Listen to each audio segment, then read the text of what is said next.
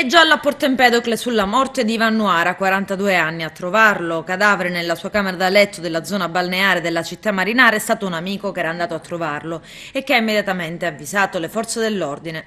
Nuara viveva da solo, aveva precedenti penali per maltrattamenti, droga e presunta violenza sessuale alla propria ex compagna. Sul posto sono giunti i carabinieri che hanno avviato le indagini con il coordinamento della Procura della Repubblica di Agrigento. Massimo riservo degli inquirenti, anche perché le cause del decesso potrebbero essere diverse. Ivan Nuara era noto alla cittadina per essere assuntore di sostanze stupefacenti, non è quindi da escludere la pista legata a una morte per overdose di droga. Fu arrestato un paio di anni fa con l'accusa di aver picchiato la propria anziana madre per poterle sottrarre del denaro. Nei giorni scorsi, inoltre, era comparso davanti al GUP del Tribunale di Agrigento perché denunciato dalla propria ex convivente che lo accusò di averla legata, mani e piedi, per consumare un rapporto contro la sua volontà. Rapporti sessuali non voluti, ma alla quale la donna avrebbe dovuto sottoporsi per forza tra minacce ed insulti.